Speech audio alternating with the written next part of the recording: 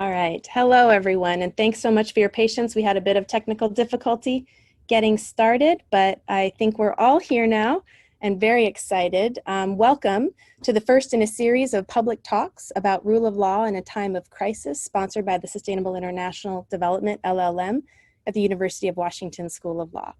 My name is Anna Bosch, and I teach rule of law in a global context here at the law school, and I am especially excited to welcome today's guest speaker, a prominent UW alum, and now the Chief Legal Officer for Washington State Attorney General Bob Ferguson. I had more remarks, but I'm just going to pass it on to him right now, given our delay. So please, everyone, let's give a warm virtual welcome, however we do that, to the AG Bob Ferguson. Thanks so much for coming. Oh, you have to unmute. There we go. Oh, there we go. Perfect. Hey, thanks so much, Professor. Can you hear me all right now? We good? Yes, we're Beautiful. Good. Thank you. Hey, thanks so much for having me. Thanks everybody for joining on. Hope you're staying healthy, and sorry for the apologies on a little bit of the delay, but I'm glad we got it all worked out. This is a really important subject, and it's topical, as in about an hour ago, I just got a phone call from the governor to talk about how to deal with an issue where we may be having a press conference about in about 2.5 hours. So it's very topical in terms of, hey, what are the powers of a governor to declare an emergency? What specific rules can he put in place or can she put in place? All sorts of issues arise in a time like this that impact the rule of law and impact everybody's lives in the state of Washington and all across the country. So it was interesting when I was asked to speak about this, because it's an issue I'm giving a lot of thought to, as you might imagine, but kind of in real time. There's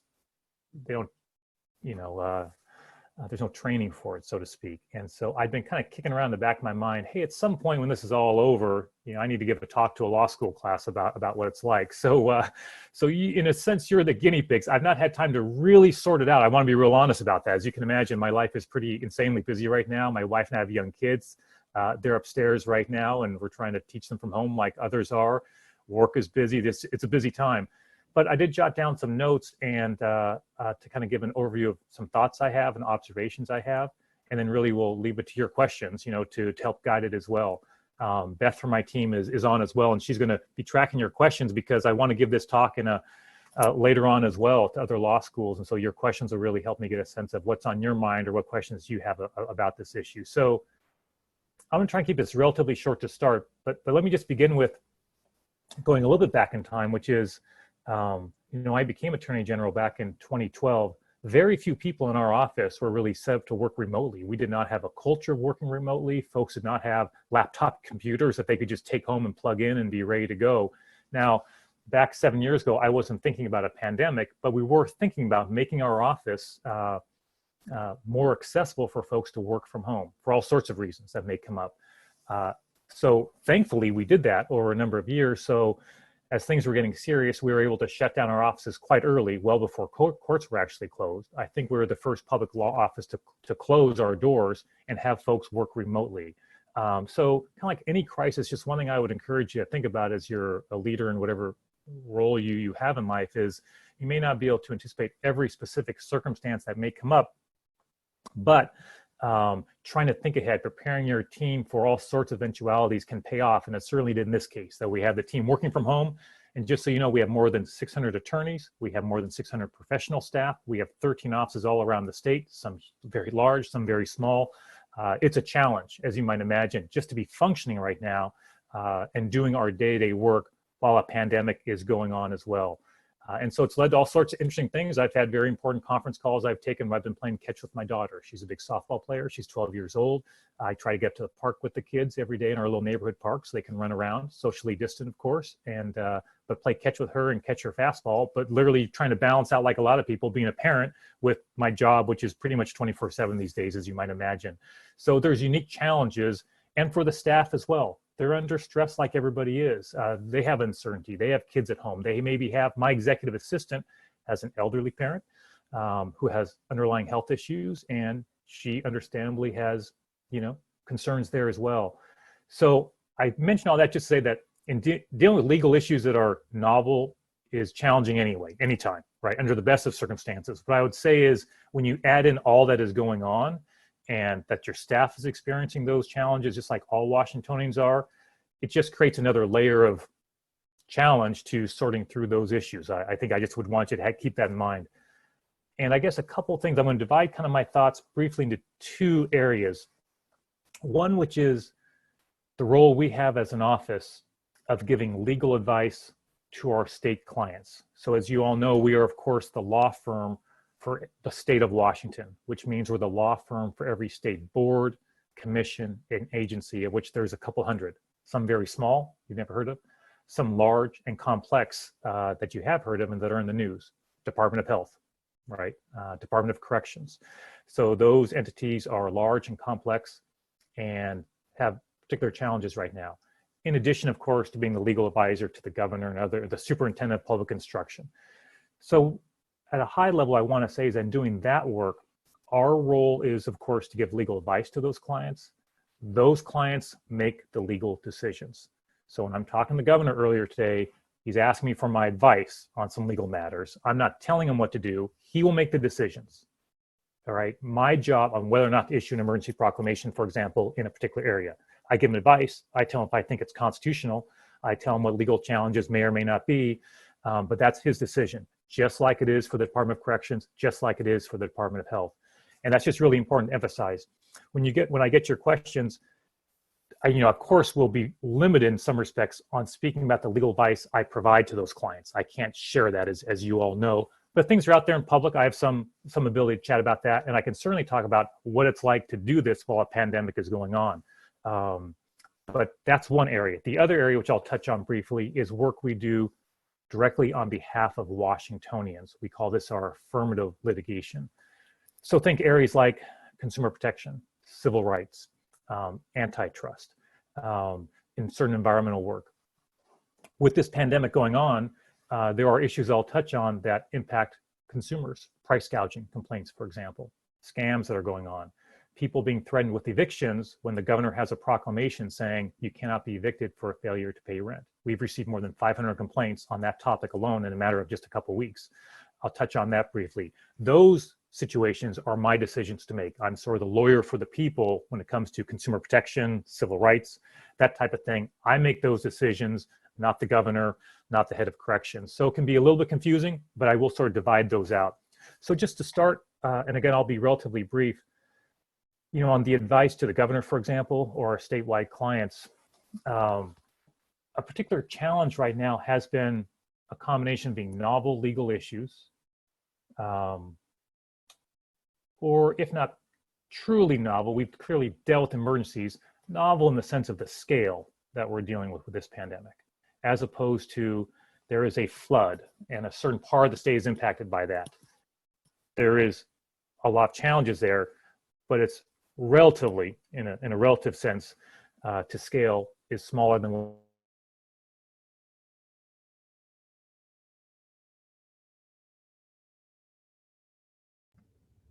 I'm going to have to try your microphone. I think we've lost your sound a little bit.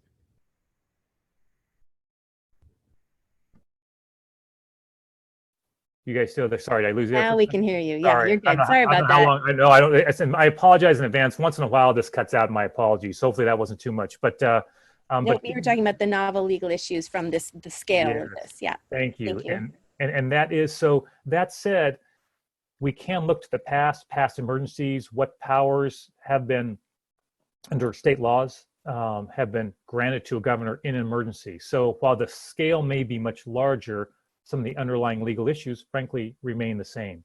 But providing that legal advice to the governor, to those state clients, as you might imagine, is hugely significant, and having to do it at a very fast-paced environment while everybody is working from home. The other area I'll mention briefly is the work we do directly on behalf of the people of the state of Washington, which I alluded to earlier, and where those decisions are mine to make. And to give an example, I think I mentioned the governor issued a proclamation stating that nobody can be evicted for a failure to pay rent right now. We've received, as I think I mentioned, about 500 complaints, if not more, from folks around these issues. That's an extraordinarily large volume of complaints in a couple weeks. It's such a large volume of complaints, put in some perspective, is that I have a civil rights team, a division, that would specialize in this kind of work, right? It's a group of lawyers and professional staff. The volume is so great that we literally put the word out to all lawyers in our office, all 600 lawyers, saying, hey, if you have a background in landlord-tenant law, let us know if you're willing to volunteer your time to help out the civil rights team respond to all these complaints. So we literally have an additional 15 attorneys whose day job is being the lawyer to the Department of Ecology, for example, or having some area of law completely unrelated to civil rights, but those folks are volunteering their time and helping out to respond to all of these complaints, to contact landlords and property management companies. We've already filed our first lawsuit against a property management company for sending pay or vacate notices to more than a dozen of their tenants, which is wildly illegal. So just dealing with a massive increase like that, and how do you respond as an office to make sure that those individuals' rights are protected? Well, in this case, I can't recall a time in my 7 years as Attorney General where we just put the word out to all the attorneys saying, hey, can you help in this area? All hands on deck kind of situation. That's highly unusual. The other thing I'll mention is price gouging. And while Washington State does not have a specific price gouging law like other states do, we do have our Consumer Protection Act. You cannot engage in unfair or deceptive business practice. So if you increase your price of your hand sanitizer from $4 for a small container to $40 for that small container, that's price gouging. That's an unfair business practice. So we've received about 1,000 consumer complaints on that. We've literally sent investigators out to stores to follow up on investigations, more than a couple hundred. We've sent about 20 cease and desist letters to entities. So what I would just say is that during something like this, everything is magnified, right? Everything is magnified in terms of the volume that we're getting from our clients, the volume that we're getting from consumers. At the same time, everybody's working from home, totally different work environment. And you've got to balance all that out somehow and still do the work and to do it well. Maybe the last thing I'll mention before turning to your questions is, and this is important, is that while all that would be challenging enough if that's all we were doing. If that's all we were doing was just dealing with the pandemic, man, we'd all be super busy. But as you know, the world goes on. And while courts are closed, cases still proceed. We're still filing complaints. We're still responding to things. And in addition, at the national level, the administration is still doing things that we think happen to be unlawful.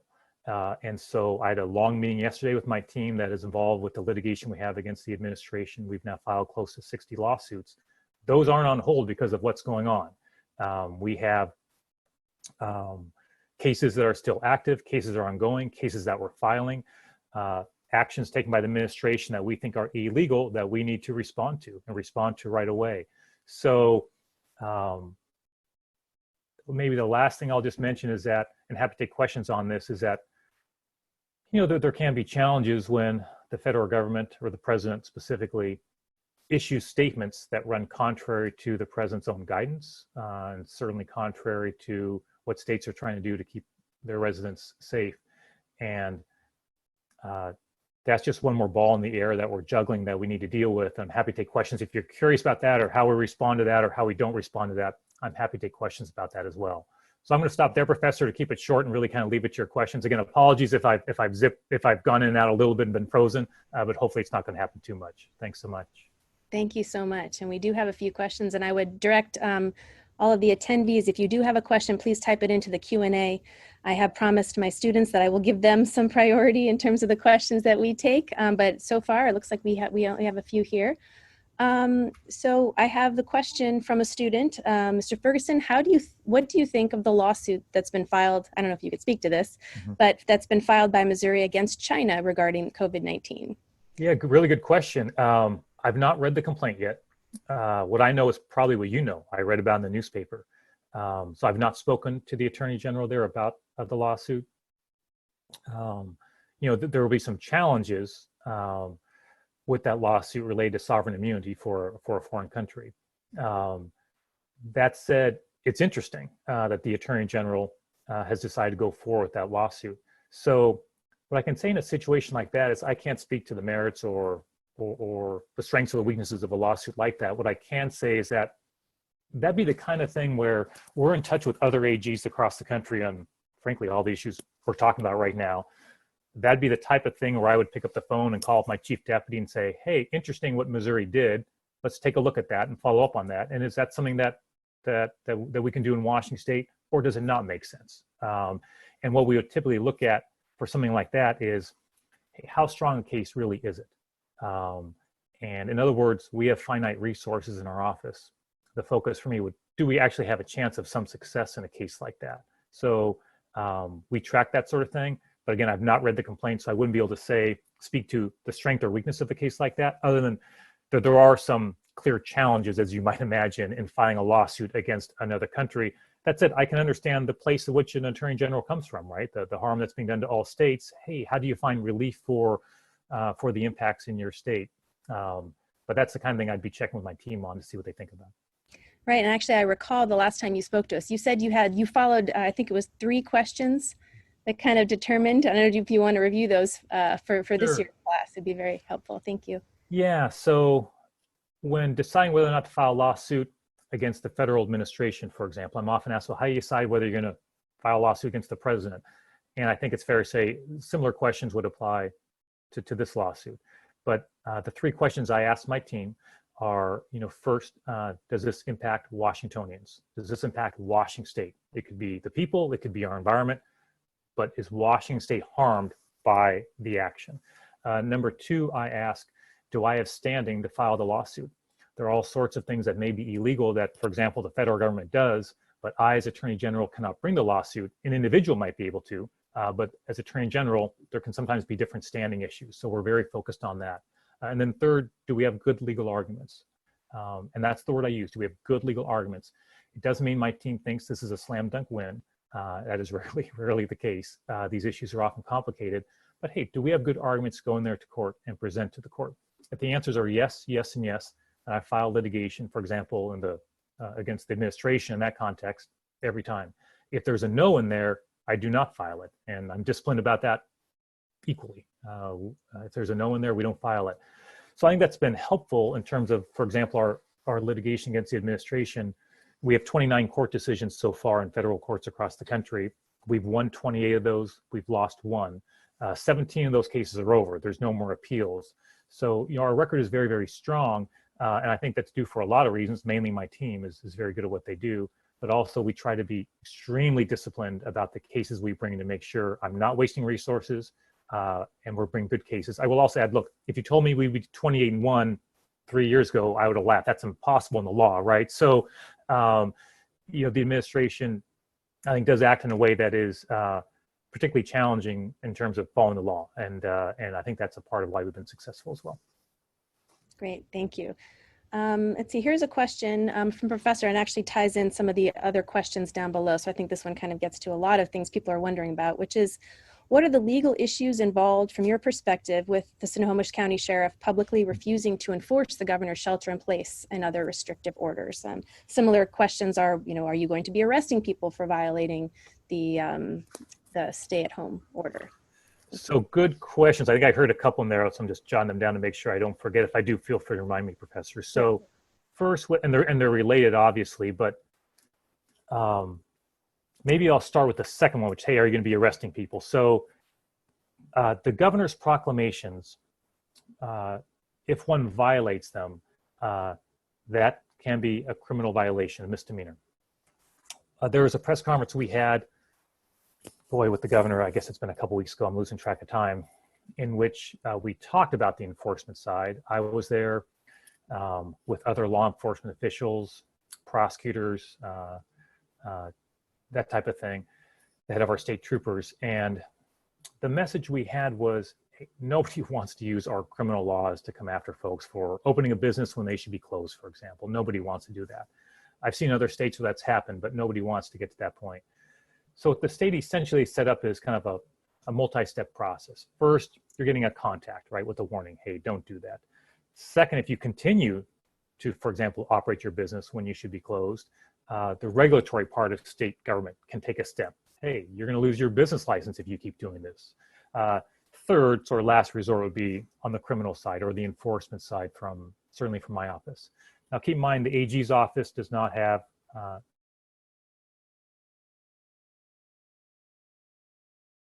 I think we lost you there for a second, sound-wise. Uh-oh. Come on.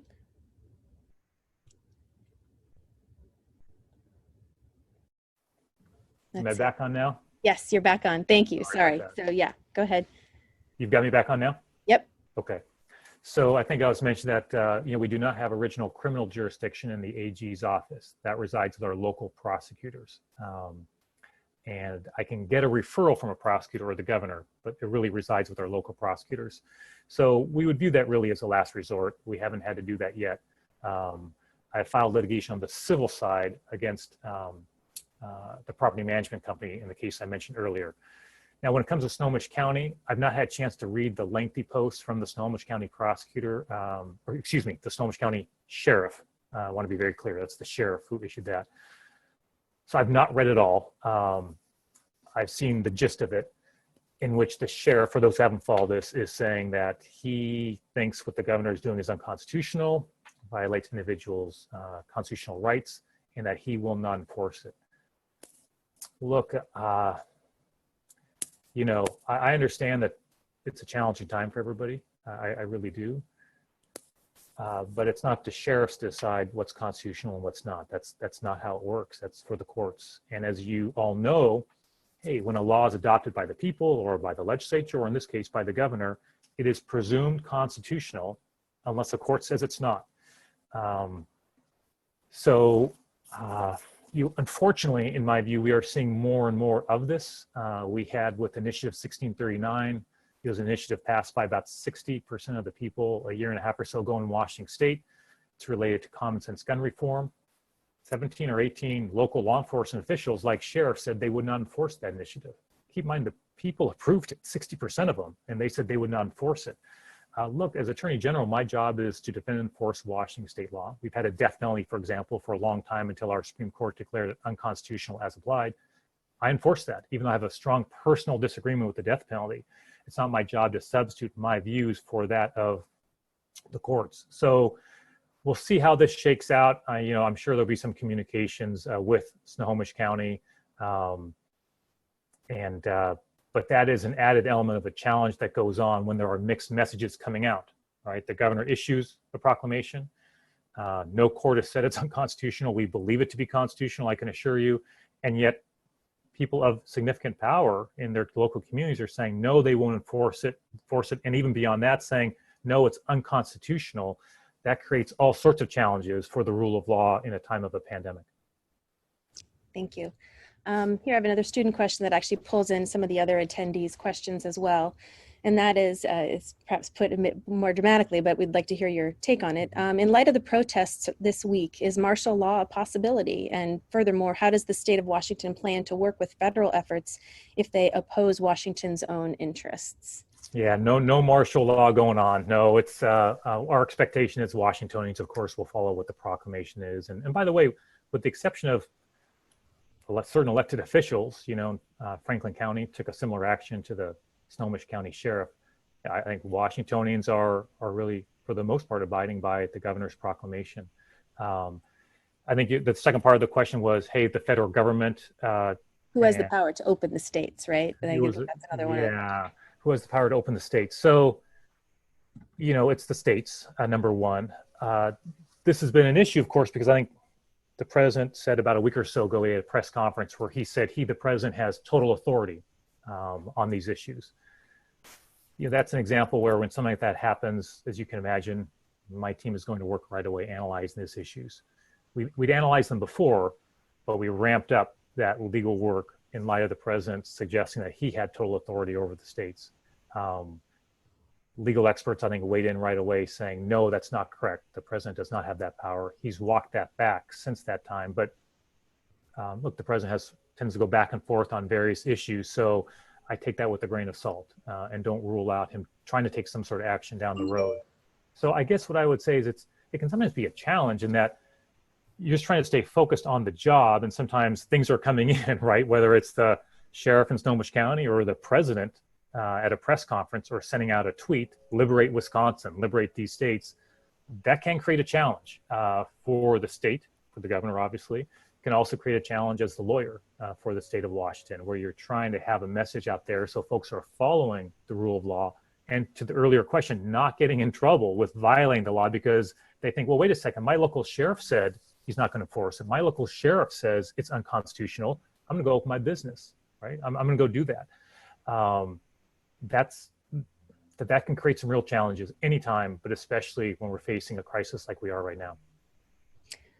Related to that then, could you address the First Amendment concerns raised by the protesters around the country, and how do we draw an appropriate balance between civil rights and our collective need to encourage the social distancing? Yeah, I mean, it's interesting with the protests in Olympia. Look, folks have the right to express themselves. I guess what I found when I watched videos of that protest was folks were not observing social distancing. That was not going on. There were folks who were clearly senior citizens there. There were clearly young children there, and social distancing was not the rule of thumb that was going on, and that's deeply concerning. And I say that deeply concerning in the sense that, look, my sister-in-law is a nurse, right? For the folks who are on the front lines on this, that jeopardizes them. And so folks, when expressing those First Amendment views, which are obviously critically important, folks have a criticism of me or for the governor, hey, express that. But I guess what I would ask is to do that in a way that is mindful of what every health expert recognizes, which is we've got to have social distancing. We simply cannot congregate with hundreds, thousands of people together in close proximity like that is just asking for trouble. And so I guess I found that part of the rally disappointing, candidly. Yeah, I found that disappointing. Here's one. Oh, excuse me. Not sure what's going on there. Okay, here we go. Question. I'm very concerned about prisoners and detainees at risk of contracting and spreading the coronavirus. Our state has a constitutional obligation to safeguard the health of incarcerated individuals. Is Washington State doing everything necessary to protect incarcerated individuals from the coronavirus? Sure. So this one I got to be a little careful on. There's actually litigation around this right now. In fact, there's an argument at the Supreme Court going on this week, I believe. I've got my dates right. So it's active litigation going on that. The DOC is your client, correct? Exactly. And so the next thing I was going to say was Department of Corrections is a client of mine. So as you can imagine, right, we've got to be mindful of that. One of my attorneys will be in court arguing on behalf of the Department of Corrections. So what I can say is that it's a really good example of an especially challenging issue during the pandemic. What do? You have a prison where folks are in obviously extremely close proximity, where social distancing may be especially challenging to make sure is going on. And so how do you balance that out with public safety, right? If you are going to be releasing individuals, which the state has, how do you balance out public safety? Where are these individuals going to go? Do they have a place to go? What does it mean for public safety in general? And so, from my view, there's been a lot written about it. The governor and the state has taken some actions on this and released individuals, as have multiple local jurisdictions and states and jurisdictions all across the country. I meant to your question, say, do I think that the state's doing everything they can? Look, I mean, I hope you understand, I really can't sort of speak to that in my role as the attorney for the state. But what I can say is that in the many, many conversations I've had with my team and the state actors who are making decisions on this and all sorts of other issues right now, whether it's related to schools or public health, what I can say, speaking just generally, is that those decisions are being made, in my view, in a thoughtful manner, that they're asking what the legal implications are, they're asking what the policy implications are, they're asking what the public health implications are, they're asking what the public safety implications are, they're talking to experts in particular fields of medicine, of science, of health, of criminal justice. And my guess is, I'm not sure how many folks are in this class or on this call, but whatever number there is, my guess is if there's 100 people. We lost your sound again. You said if there's 100 people. Let's try that again. Hello? Not quite. Am I back on yet? There, now you are, yes. My apologies. I'm not sure where I lost you there. My apologies again. This is worse than usual. Where did I lose you at, Professor? Well, I think you just said if there were 100 people on the call, and actually right now I'm noticing we've got 75. Okay, perfect. So I didn't lose too much of that. So if there's 75 folks in this conversation, I am confident that literally 75 reasonable people could hear the same conversation that the governor has to hear or the head of Department of Corrections has to hear and come up with literally 75 different answers, right? which folks should be released, which should not, how many, when, under what circumstance. They're extraordinarily challenging issues to decide. So I'm not suggesting there's any one right answer to these by any stretch of the imagination. But I think the state's coming from a good place in terms of listening to experts and the lawyers and all that you need to do to try and come up with a thoughtful decision. Here's one from a student. What other initiatives, if any, in addition to the See It, Snap It, Send It campaign, is your team brainstorming or planning to implement, which may alleviate some stresses during COVID-19? Yeah, thanks for that question. And so first, hey, we welcome any feedback that folks have if they see something going on out there. I just finished, just before this call, an hour-long conversation with the TV station with my consumer protection chief and a representative AARP about a whole range of consumer issues that folks are struggling with right now. So part of it is informing individuals of what their consumer, for example, rights are right now. So as just one example, it may seem like a relatively small thing, but it all adds up to a lot of money. Is folks saying, hey, I've got a gym membership. I want to cancel it because I can't access my gym. They won't let me cancel it. Well, there's a specific state law around that issue. And so what we're doing is communicating out to the news media about the rights that consumers have and respond to them pretty much in real time so they can exercise those rights. So when it comes on the consumer protection side, for example, which is a big part of this, the team is extremely active. A lot of our normal work has been set aside temporarily while everybody can kind of focus on dealing with the COVID crisis and all the consumer issues that arise from that. So to that end, when it comes to sort of evictions specifically, when it comes to price gouging specifically, and generic scams around the issue of entities trying to take advantage of the situation, yes, those are all specific initiatives around those, and we have specific resources around that to help Washingtonians who are grappling with those challenges. Great. Here's a question from a student. It kind of goes back a little bit to some of our earlier discussion. Interesting. Does the state have the power to remove elected law enforcement officers who refuse to enforce the laws, particularly during a state of emergency?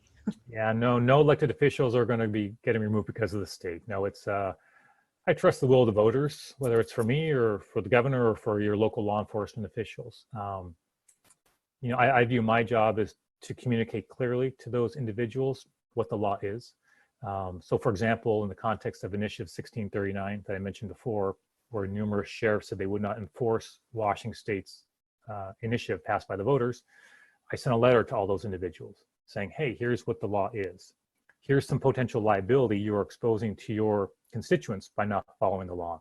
Additionally, we sent letters to every gun store in jurisdictions where a local sheriff said, you don't have to follow this initiative, gun store owner, because we didn't want them to be confused about what the law was. There could be serious consequences to a business owner who's not following the law and selling weapons to people who are not legally able to purchase them, for example. So we proactively wrote a letter to those individuals saying, ignore what your local sheriff is saying. They are not talking about what the law actually is. We want to help protect you and your business. Here is what the law is. So I don't want to get out ahead of decisions we might make in this context with the pandemic. But those are the kinds of things that I think are appropriate in my role as Attorney General to communicate as clearly as possible what the law is, and leave it to the voters to decide who they want to represent them as, whether it's a governor, attorney general, sheriff, prosecutor, whatever that role might be. And again, I'm understanding you'll be somewhat constricted in what you can say here, but Mr. Ferguson, do you have any comments on the president's latest immigration order? Yeah, so, as many of you know, Washington was the first state to challenge the president. That was on the very first Muslim travel ban, a case that we won. The third version of the travel ban, in case brought by Hawaii, was eventually upheld by the Supreme Court. But I say that because we've had a lot of experience on these issues in my office. So I can't say too much now, just because it's all so new. What I can say is that, when the news came out about that potential action by the president and that tweet, look, that's the kind of thing where I'm having an immediate conversation with my team about that. We had a lengthy conversation about it yesterday afternoon. I'll be following up with them again today. So one thing I've learned is, in leading a large law firm now for a number of years, is my job is to keep an open mind until my team comes back with their legal analysis. The lawyers who do this work are extremely good at what they do. They're very knowledgeable at what they do. They'll give me the strengths and the weaknesses. They'll lay it out. And so what I try to do, and more I try to do this, is not prejudge a situation, right? That's number one. I think very important for any lawyer. Don't prejudge it. wait till you get the memo, wait till you talk to the team. Number two, one thing I've learned is, I just, it's important not to let one's sort of personal feelings or emotions about a subject interfere with the legal analysis that you have to do. And in other words, it's really important to be objective about a potential case or a potential claim. And that's sometimes easier said than done. So, in this case, it's fair to say a lot of folks will be looking to Washington State because we've been a leader against the administration, especially on immigration related issues. We're the co-lead on the Dreamers case, for example, that we've won so far. So on all sorts of these issues, we've been especially active on, but again, see what the team research is, see what actual formal action by the administration. Right now we're in the world of tweets, that type of thing. What formally comes out of that? What does that look like? And then make a decision at that time. A few more interesting questions. So related to the protesters, the question sort of follow-up is what do you in your role do with that sort of disappointment? Is there a point at which the state needs to shut it down? Because as you pointed out, the social distancing rules were not being complied with, so at what point? And then a related question is, if someone knows that they are sort of related, you'll see what I mean. If someone knows that they are infected with COVID-19 and then they act with specific intent to infect another person, are they guilty of any intentional infliction crimes? And I know this is not, the criminal part is not exactly your role, but. Yeah, I mean, look, I would say if someone acts in that way, knows they're infected, acts in a way that jeopardizes someone else's health, they're going to have all sorts of legal challenges. There's no two ways around that. And in fact, I think there was even a case of someone who was in a store coughing on the food or something on purpose. I forget what state that was in, but there was an action taken against that individual, for example. So there are cases related to that. I know that have popped up in other states. When it comes to folks expressing their First Amendment, thoughts about what's going on, it's a tough balance. I think for anyone who's in a decision-making process there. I don't have that criminal authority, so I just want to emphasize that. So right now, that's not my decision to make. Local prosecutors have that authority. Local law enforcement have that authority. That said, I would be, how about this? I think you have to have an appropriate balance. So, for example, filed a lawsuit against a property management company that is a very sophisticated property management company that sent 14-day pay or vacate notices to numerous residents. They put on their cover letter they were aware of the governor's order, and yet that forbids such conduct, right? But yet sent those pay or vacate notices anyway. Look, there's very little talk about the company like that. I don't know what kind of corporate, culture one has to willfully violate the governor's order in that way and evict people for failure to pay who are suffering under the pandemic. Balanced against, hey, folks who are expressing their First Amendment rights. They may be doing a way that is not socially distant, and that creates all sorts of real challenges. I'm not understating that, but as you might imagine, it's a balance. And so those are not my decisions to make right now. That is local law enforcement, but I suspect those are the kinds of things they're thinking about. And is this a one-off rally, or are we seeing these every single day, every single week? And that analysis might change for local law enforcement if this is a daily enterprise or a weekly enterprise that's going on in terms of a rally. I'm not aware of other rallies that are scheduled. It seems like there was that one rally. I'm not aware of others that are scheduled, but those would be some of the factors I would imagine that local law enforcement would consider.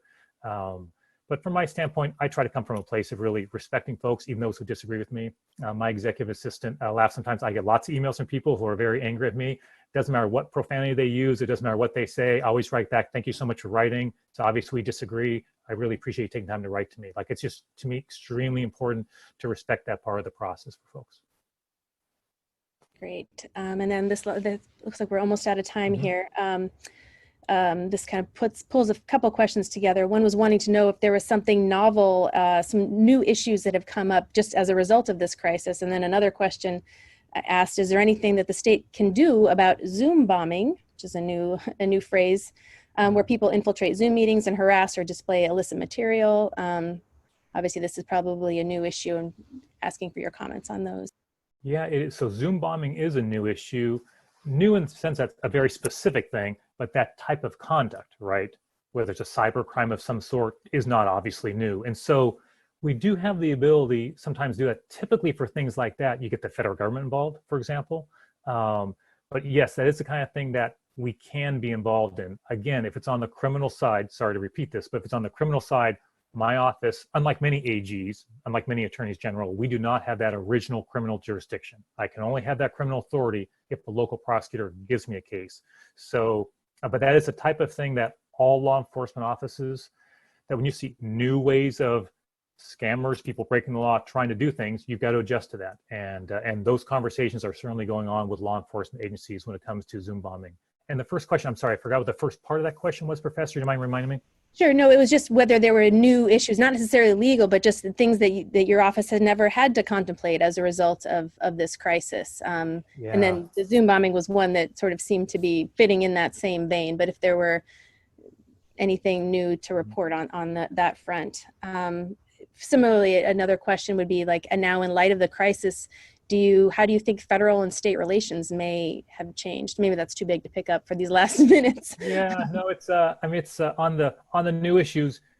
You look, I mean, I could spend all day talking about the new issues we've had come up. I think what I would say is just that while the specific circumstance is new, obviously, in general, as a law firm, we're able to go back to some case law from some past natural disasters where emergency powers have been used, for example, and what went on there.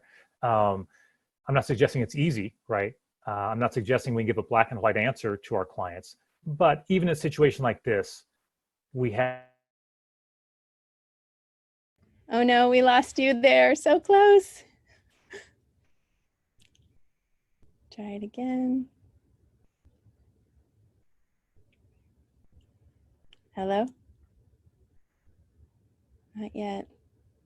Are we back? Yes, we're back. Okay, so my apologies. Hope that's the last time. So Yeah. even if the pandemic is new, that issue of emergency powers, those issues, they have been around, just in different circumstances. So like lawyers always do, you adjust to that. The answers may not be black and white for our clients, but we can give them some guidance. And I will say on the federal side, it's just impossible to know, and I think what I would just say as an overriding philosophy is I don't spend time worrying about what the federal government's going to do with the state of Washington, in some sense of whether you're asking about whether they're going to take some sort of retribution against the state of Washington. I only think about if there is an actual legal issue that might be there. So for example, was the federal government ever going to try and stop the states from legalizing marijuana? That's a real issue, a real potential threat. We got ready for that back when Barack Obama was president. Didn't need to utilize it, thankfully, but we're ready for it. In the same way that when the president says, I have total authority to decide when states can reopen, we're analyzing that. We're getting ready for a potential legal issue. We hope we don't have to get to that point. So if there's a specific issue that I need to be worried about, I worry about it.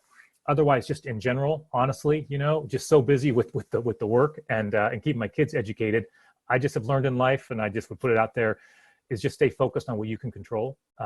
That's just my overall philosophy. I try not to worry about sort of background noise of what's going on. I just don't have the time for it, and it doesn't solve the problems I need to solve for my clients and for the people of the state.